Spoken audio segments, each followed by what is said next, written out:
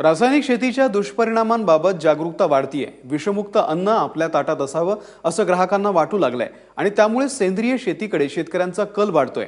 आणि सेंद्रिय शेतीतला महत्त्वाचा घटक म्हणजे दशपर्णी अर्क। नुकतंच सांगली जिल्ह्यातल्या मिरज मंडळामध्ये कृषी विभागानं हा अर्क बनवण्याचं प्रशिक्षण दिलंय। काय आहे हा दशपर्णी अर्क पाहूया।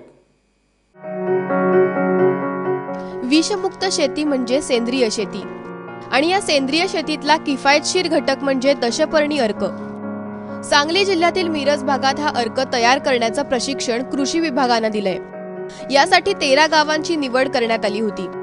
हा अर्क म्हणजे नावाप्रमाणेच 10 वनस्पतींचा अर्क आहे। या 10 वनस्पती आपल्या घराजवळ किंवा शेतात सहज मिळतील अशा आहेत।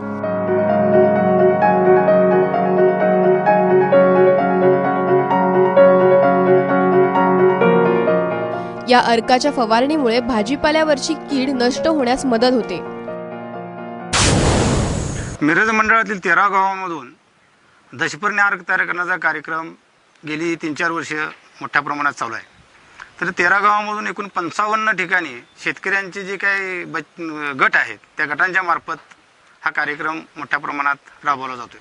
ज्या विविध बुरशी आहेत त्याच्यामध्ये करप्याची असेल किंवा अन्य ज्या बुरशी आहेत हानिकारक बुरशी पिकांच्या त्याच्यावरती फार चांगला उपयोग त्याचा होते असं राहुरी कृषी विद्यापीठ आणि विद्यापीठानं असं सिद्ध करून दाखवलंय आणि मोठ्या प्रमाणात शेतकऱ्यांना ते पटलेलं आहे। त्याच्यामुळे शेतकरी बंधू यासाठी मोठ्या प्रमाणात हा कार्यक्रम राबवण्यासाठी स्वतःहून तयार आहे।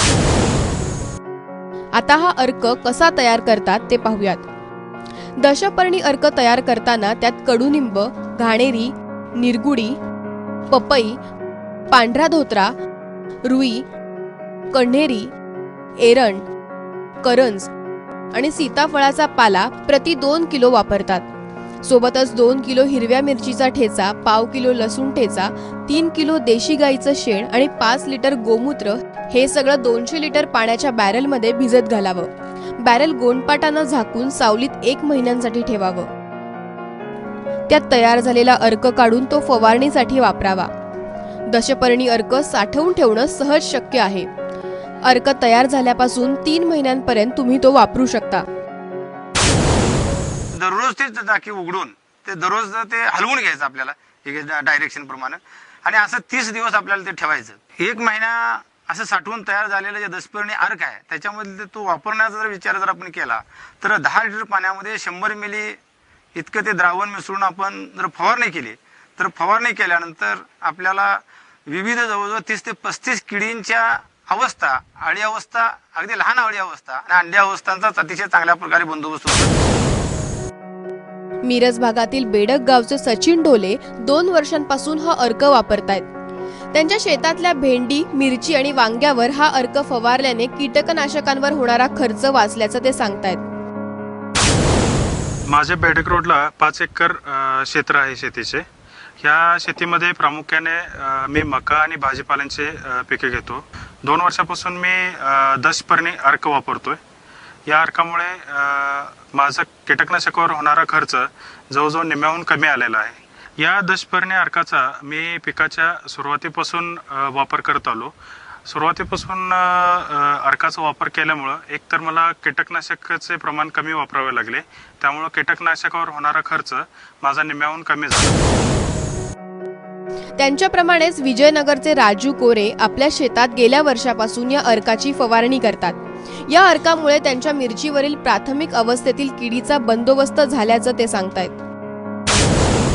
माझी विजयनगर म्हैसाळ येथे 5 एकर शेती आहे। या शेतीमध्ये माझ्याकडे प्रामुख्याने टोमॅटो, भेंडी, गवारी, मिरची या प्रकारची पिके असतात। तर त्यामध्ये आता माझी सितारा गोल्ड ही मिरची चालू आहे। या मिरचीसाठी केमिकल कीटकनाशक मिळतात त्याचा वापर करत होतो, तर त्याच्यातून मला त्याचा अटकाव मिळायचा पण त्याला खर्च खूप जास्त व्हायचा।